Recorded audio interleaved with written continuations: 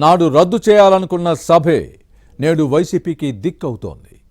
శాసనమండలి ఎందుకు డబ్బులు దండగా అని రద్దు కోసం అసెంబ్లీలో తీర్మానం చేసి కేంద్రానికి పంపినా పని కాలేదు. అప్పట్లో అవసరమే లేదన్న శాసనమండలి ఇప్పుడు వైసీపీ పరువు కాపాడుతోంది. కాలం అందరినీ దారికి తెస్తుంది అంటారు పెద్దలు. అప్పుడు వద్దన్న శాసనమండలి వైసీపీకి ఇప్పుడు ముద్దయింది. ప్రతిపక్ష నేత హోదా ఇవ్వలేదన్న ఉద్దేశంతో జగన్ అసెంబ్లీకి డొమ్మా కొడుతూ ఉంటే ఎమ్మెల్సీలు పెద్దల సభకు హాజరవుతున్నారు. శాసనమండలి రద్దయి ఉంటే ఏం జరిగేది? పార్టీ ఉనికి ప్రశ్నార్థకంగా మారేది కదా. మండలికి హాజరై కూటమి ప్రభుత్వాన్ని ప్రశ్నిస్తున్న బొత్స సత్యనారాయణ హీరో కాలేదా? అసెంబ్లీకి డొమ్మా కొడుతున్న జగన్ జీరో అయ్యారని సొంత పార్టీ నేతలే కామెంట్స్ చేయడం వైసీపీ అధ్యక్షుడు జగన్కు ఇబ్బంది అనిపించడం లేదా?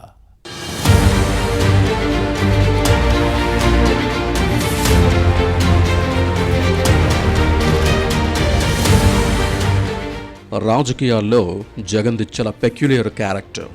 విచిత్రమైన నేత. ప్రవర్తన వింతగా ఉంటుంది. ఆవేశంలో తీసుకునే అనాలోచిత నిర్ణయాలు అనర్థానికి దారితీస్తాయి. అలాంటివి తప్పని తర్వాత తెలుసుకుంటారు. అధికారంలో ఉన్నప్పుడు శాసనమండలి రద్దు కోసం చేసిన తీర్మానమే ఇందుకు నిదర్శనంగా నిలుస్తోంది. తాను అనుకున్నది అనుకున్నట్లు జరిగిపోవాలని కోరుకుంటారు జగన్. అలా జరగకపోతే ఆగ్రహంతో ఊగిపోతారని, ఆ సమయంలో ప్యాలెస్లో టీవీలు బద్దలవుతాయని దగ్గర నుంచి పరిశీలించిన వారు చెబుతూ ఉంటారు. జగన్ది మొదటి నుంచి రాజధాని అమరావతిపై రెండు నాలుకల ధోరణే. ప్రతిపక్షంలో ఉన్నప్పుడు అమరావతికి మద్దతిచ్చి తీరా అధికారంలోకి వచ్చిన తర్వాత విషం కక్కారు. రాజధాని కోసం భూములు ఇచ్చిన రైతులను చెడుగుడు ఆడుకుని ముప్పతిప్పలు పెట్టి 3 చెరువుల నీళ్లు తాగించినంత పని చేశారు. వారిపై కేసులు పెట్టి వేధించిన ఘనత జగన్ సర్కారుదే. అమరావతిని నిర్వీర్యం చేయడానికి జగన్ 3 రాజధానుల పల్లవి అందుకొని చివరికి అభాసు పాలయ్యారు. రాష్ట్రంలో 3 ప్రాంతాల అభివృద్ధి కోసమే 3 రాజధానులని చెప్పి మోసం చేసిన వైసీపీకి గత ఎన్నికల్లో కేవలం 11 సీట్లకు మాత్రమే పరిమితం చేసిన 3 ప్రాంత ఓటర్లు మాడు పగలగొట్టేలా తీర్పిచ్చారు. ప్రతిపక్ష హోదా ఇవ్వకుండా తమ కసి తీర్చుకున్నారు.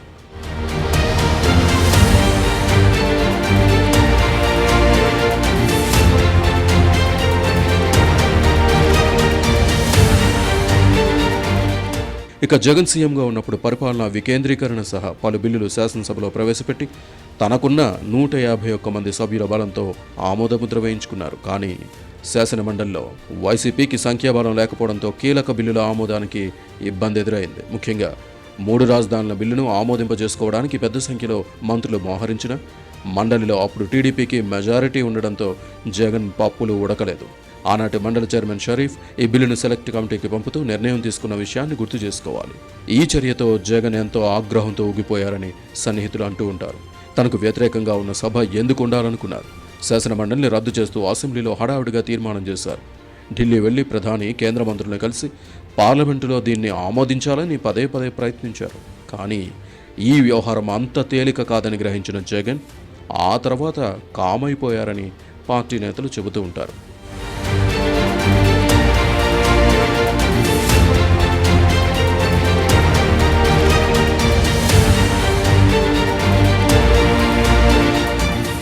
విచిత్రం ఏంటంటే ఏ సభనైతే రద్దు చేయాలని అప్పట్లో జగన్ భావించారు, ఇప్పుడు ఆ సభే వైసీపీ పరువును కాపాడుతోంది. గతంలో కౌన్సిల్ గొంతు పిసిగి ఊపిరి తీయాలని భావించిన ఫ్యాన్ పార్టీకి ఇప్పుడు ఈ సభే గౌరవాన్ని ఇస్తోంది.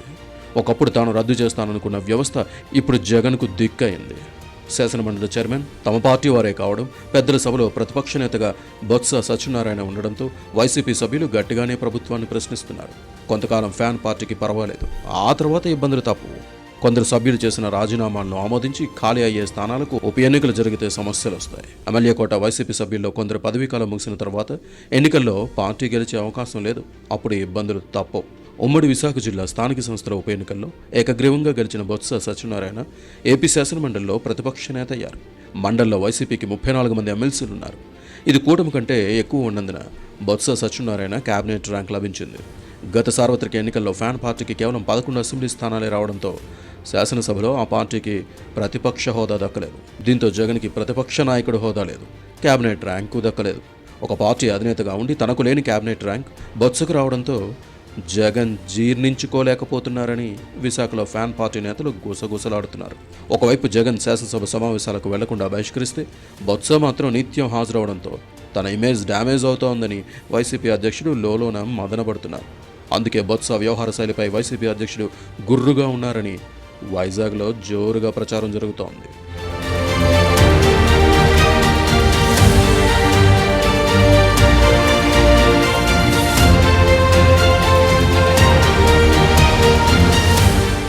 బొత్స వ్యవహార శైలి కారణంగా ఫ్యాన్ పార్టీది శాసన మండలిలో ఒక స్టాండ్, శాసనసభలో మరో వైఖరి అని ఇలా ద్వంద్వ ప్రమాణాలతో ప్రజల్లోకి తప్పుడు సంకేతాలు వెళ్తున్నాయని జగన్ భయపడుతున్నారు.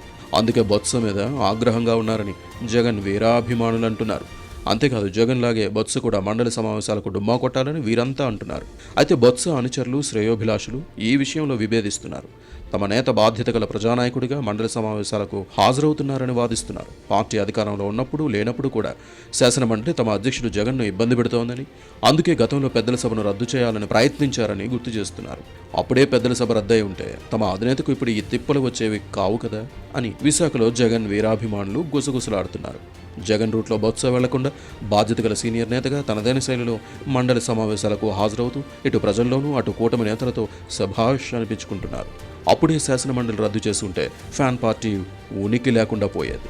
అయితే మండలి సమావేశాలకు హాజరవుతూ బొత్స హీరో అయితే శాసనసభ సమావేశాలకు డుమ్మా కొట్టడం ద్వారా జగన్ జీరో అవుతున్నారని రాజకీయ విశ్లేషకులు భావిస్తున్నారు. సభకు హాజరయ్యే విషయంలో మున్ముందైన వైసీపీ అధ్యక్షుడి వైఖరిలో మార్పు వస్తుందో రాదో చూడాలి.